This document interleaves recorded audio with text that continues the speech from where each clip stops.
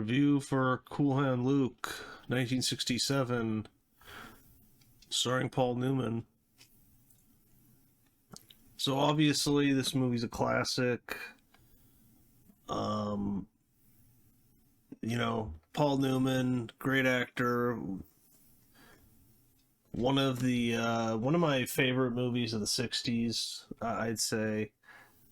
It's got a really nice feel to it. It feels more like a modern movie to me, in the best ways, not in the worst ways. It doesn't have crazy editing and shaky cam and stuff, but just kind of the feel of the movie. It doesn't really feel like a movie from that time in some ways. I mean, in some ways it does, obviously, but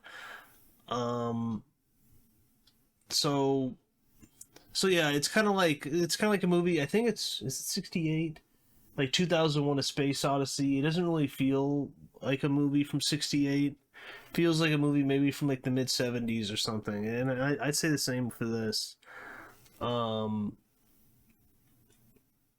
obviously stars Paul Newman.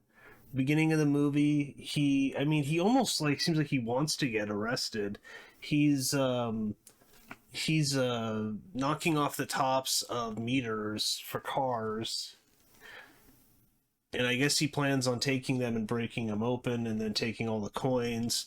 But and he's drinking, and he's doing it pretty obvious, and he gets caught, and then he gets put in jail. And this is in the South. I don't know if they ever say what state it is, but and he has a 2-year sentence.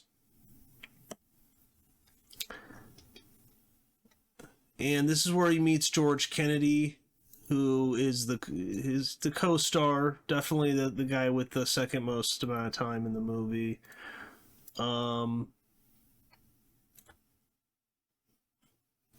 But yeah, just a great cast. Let's see, who's the guy that is the oh yeah, Harry Dean Stanton's in it.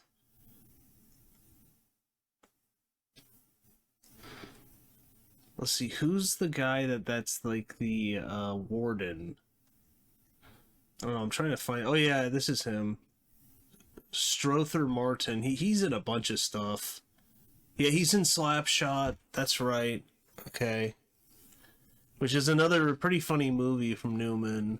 He's in The Wild Bunch, True Grit, and he's the warden. And he basically, like, right away kind of thinks he's going to have some problems with Luke. Right away, him and George Kennedy kind of butt heads. And they end up boxing in a hilarious scene where Newman just won't stop. He won't give up. Even though Kennedy just totally destroys him.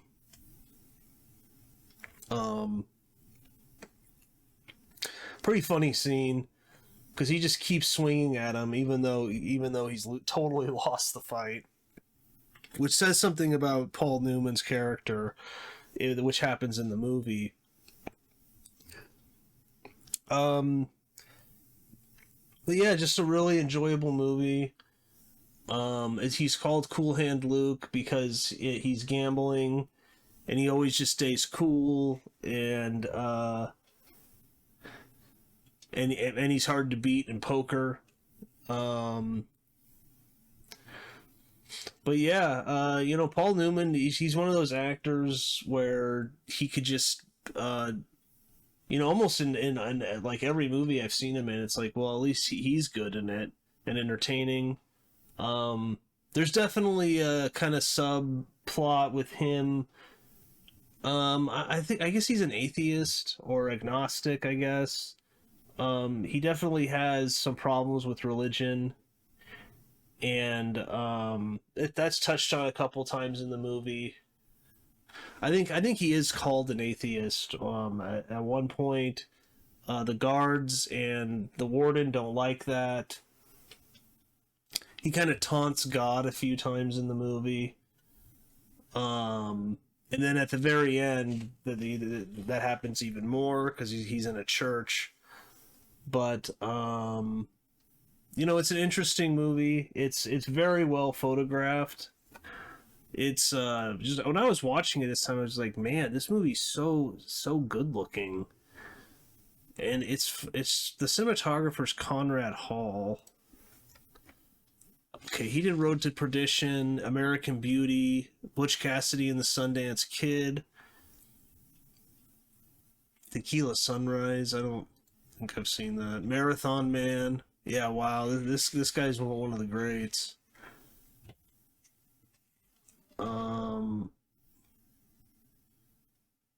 In Cold Blood.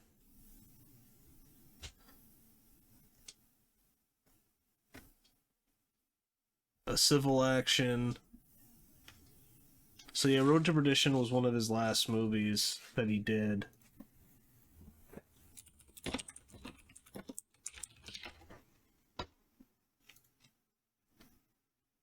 And obviously there's the famous scene with him eating a bunch of eggs. Just a great scene, especially how they build that up. Like George Kennedy, he's always just talking about basically how awesome Luke is. Like all of the inmates look up to him. They all like kind of want to be him. They just think he's like the coolest guy ever. And George Kennedy's just like building him up and talking about how like fast he ate like a meal earlier that day. And then Paul Newman just says, I can eat 50 eggs. And then they're all, like, what? That's impossible. And then they all start betting that he can do it. And they're like, well, how long? And he's like, I could do it within an hour. And, yeah, that scene's great. That's always like, yeah, that's gotta be impossible. That's just disgusting. Like, I like hard-boiled eggs and all, but, man. And apparently in that scene, so yeah, we're into spoilers now. Spoilers. 200 hard-boiled eggs were provided for one of the film's most famous sequences. Due to clever editing, Paul Newman only ate about 8 altogether. The rest were consumed by the cast and crew, which led to extreme cases of flatulence the next day.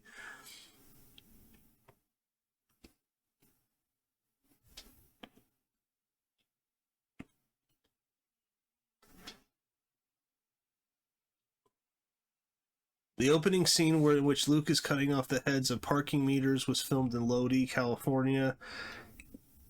After the filming, the city did not replace the meters for many years afterward. You could go there and see a block row of metal posts without the meters.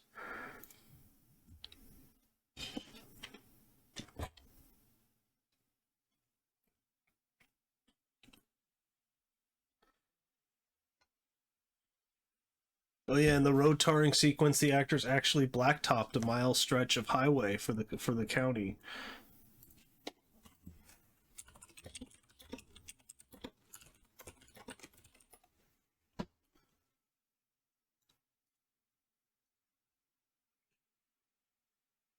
Okay, Roger Ebert gives it 4 stars. He calls it the gospel according to Luke. All these years after the release of Cool Hand Luke in 1967, all you have to say is, what we have here is a failure to communicate. Everyone knows the line, everyone can identify the film, even those who may not have seen it, and there's the curious part. As they make the connection, they invariably smile, as if recalling a pleasant experience, a good time at the movies. Have you seen Cool Hand Luke lately? I have. Rarely has an important movie star suffered more in a film. Wall-to-wall physical punishment, psychological cruelty, and hopelessness in equal parts of sadism and masochism. It's a great film. On the most of us can agree, but such a film could not possibly be made in more recent decades. Not one starring Brad Pitt or Tom Cruise or other actors comparable to Paul Newman's stature. It is simply too painful. I can imagine a voice as this at the studio pitch meeting. Nobody wants to see that. Much was made by many critics, and myself included, of Newman's anti-hero stature in Luke, and other films he made around the same time, The Hustler, HUD, and even Butch Cassidy and the Sundance Kid. I am no longer sure he's an anti-hero in Cool Hand Luke. I think he's more of a willing martyr, a man so obsessed with the wrongness of the world that he invites death to prove himself correct. Louis Armstrong once said, "There are some folks that if you don't know, you can't tell them."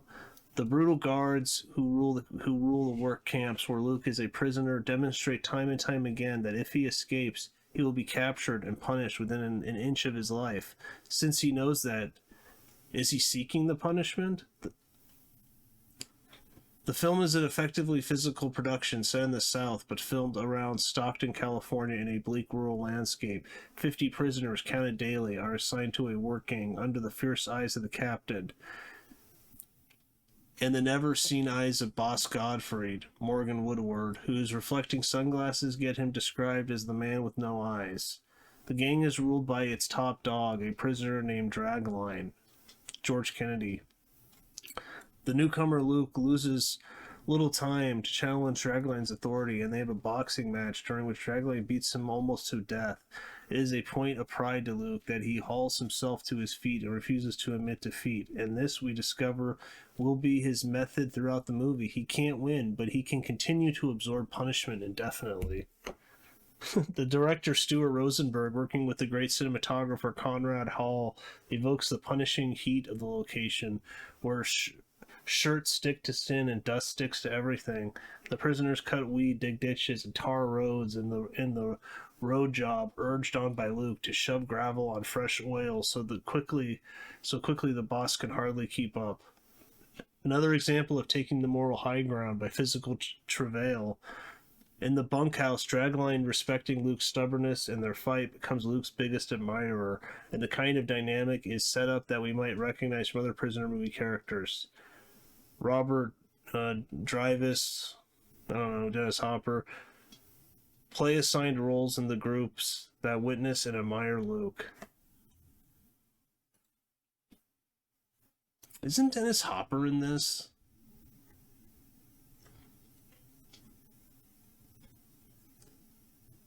Yeah, he is. Dennis Hopper is in this. Just he's not in it that much. He doesn't have that many. Like he's just kind of there. But there's a few scenes that he's in there. But yeah, I don't know. Everyone should go read the review. Yeah. I read about half of it, but really good review by Ebert. I think that sums up the movie pretty nicely, definitely, and what Luke is doing in the movie. But yeah, the movie, it was nominated for Best Actor in a Leading Role. George Kennedy, Best Actor in a Supporting Role. He won that. It's his only win. Nominee, Best Writing. Nominee, Best Music. Wow, not cinematography or direction. Okay. I don't know about that, but, yeah, and for the director, Rosenberg, I haven't seen a lot of his other movies. I've seen the Amityville Horror. It's okay. I don't know. I don't hate the movie. It's okay. I don't think it's like amazing or anything, but yeah, he did The Pope of Greenwich Village, which I've been meaning to watch that. But other than that, I haven't really seen a lot of his stuff. When I looked up his IMDb, I was surprised.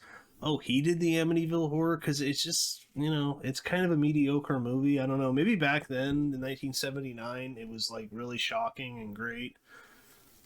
I didn't think it was that amazing. He did The Drowning Pool, which is with Paul Newman. Okay. See, isn't that kind of the title of like a Dirty Harry movie? But yeah, and his last movie was My Heroes Have Always Been Cowboys. Yeah, died in 2007. R.I.P. But does an amazing job in this movie. He wasn't even nominated for it. Wow. I gotta look up the... Now let's just look it up. 1968.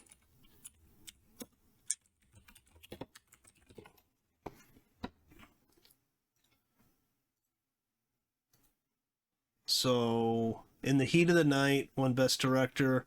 The Graduate, Michael Nichols won. Yeah, I mean, I've watched that a while ago. I don't. He wasn't even nominated though. Really? In Cold Blood, In the Heat of the Night, Guess Who's Coming to Dinner, Bonnie and Clyde. That's for direction. Nichols won. What about cinematography? Especially cinematography, I thought this would definitely be nominated. But no. Dr. Dolittle, The Graduate. Both the same guy, Robert L. Surtees. Camelot, In Cold Blood, Bonnie and Clyde. That won it. So, best sound effects, Dirty Dozen. Okay, that was that year. I really like that movie, The Dirty Dozen. I should maybe review that. That's a great movie. So yeah, it looks like In the Heat of the Night won a lot of stuff, but not even a nomination for direction or cinematography for Cool Hand Luke. Kind of surprising, honestly. Not even Best Picture, too. Yeah.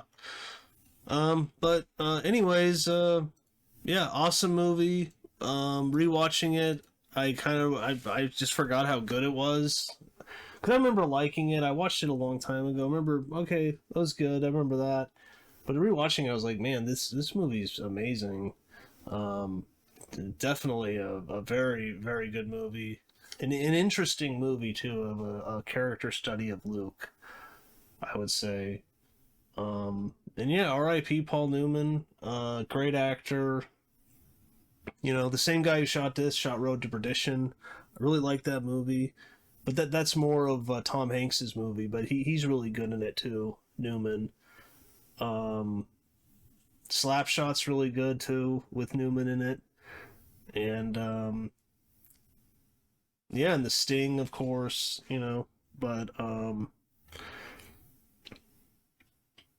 yeah, I guess that's about it. Check it out. 1967 classic, Cool Hand Luke. And if you enjoyed this review, like, comment, subscribe. Let me know what you think about the character of Luke.